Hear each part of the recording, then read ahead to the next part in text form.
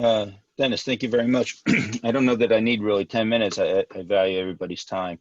In a nutshell, my little introduction was Michael DeCamillis from Dolvin Consulting.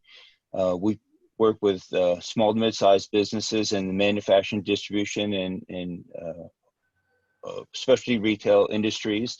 We help them. We provide enterprise software solutions, which for our customers, typically they struggle with warehouse and inventory control issues. They're concerned they've outgrown manual processing, and or they're just plain frustrated that they don't have the right tools to manage their customer relationships, and they want to serve their customers better.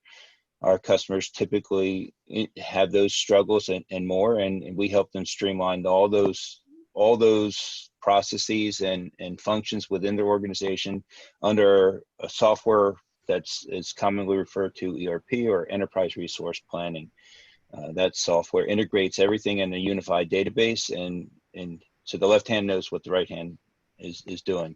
I also am teamed up with another small business that provides technology solutions for businesses of all sizes, anything from storage, backup, data processing, and the whole life cycle, phones, everything associated with the small business.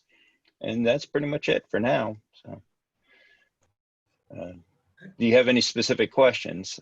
Yeah, no, as far as I know, I used to do a lot with UPS and in their omni-channel support area. So what is it, a specific platform that you use, or do you use multiple platforms and hybrids that work best for the consumer?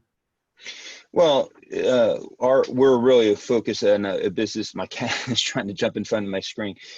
She likes online meetings probably more than I do. So the software, I support multiple ERP solutions that run on a variety of platforms, but I only really sell one, and it runs on the IBM i platform. It's an IBM mid-range server platform.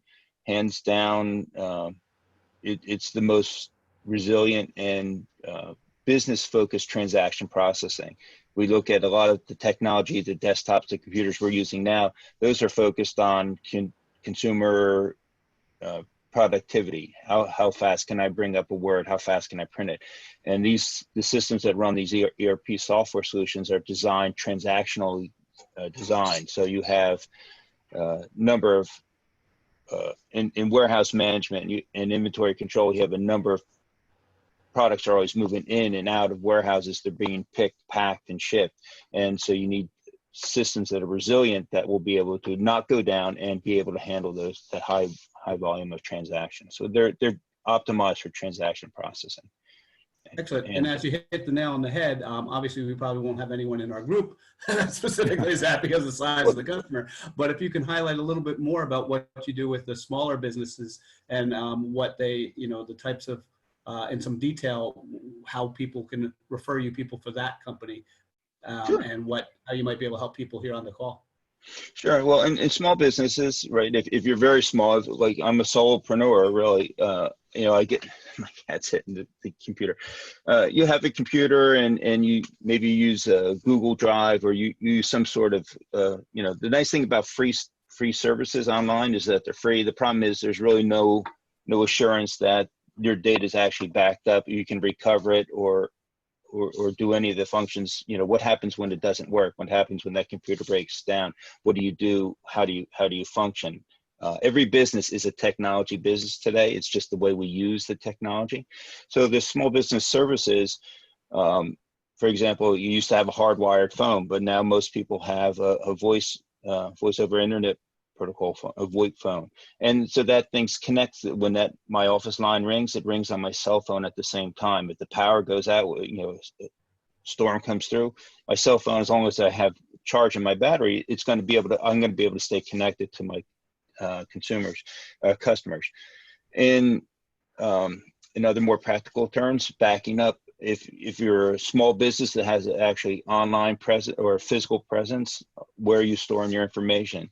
A lot of these services are not safe. If you Jim is handling insurance policies, he's probably got protected information. And how do we keep that secure? We do audits and surveys to make sure that the systems being used are secure and they're compliant, and that you'll pass any kind of compliance issue. They need documentation. What are you actively doing to ensure that you've follow best practices? So we help organizations, nonprofit in particular, become secure and make sure that they're following the right. Sometimes it's training. So it's computers, it's servers, it's storage, it's backup, it's recovery. Everybody says, "Oh, I have a backup." Well, have you tried to restore that information? It's the restoring that's more important than probably the backup. And if you have physical servers, a lot of people use cloud storage, which is not an issue there, but they still need to be backed up independently.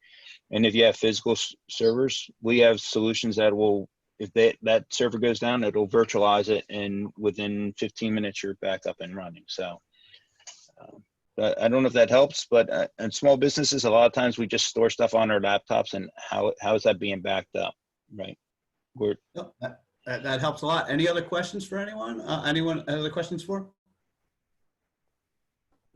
Okay, excellent. So I either put them to sleep, shame on my Toastmasters, or that everybody feels that they're doing well. So, and I hope that's the case. Well, and I do have one question. I have a question on Toastmasters. So now that everything is virtual, do you join a local group? Does it matter what group you join?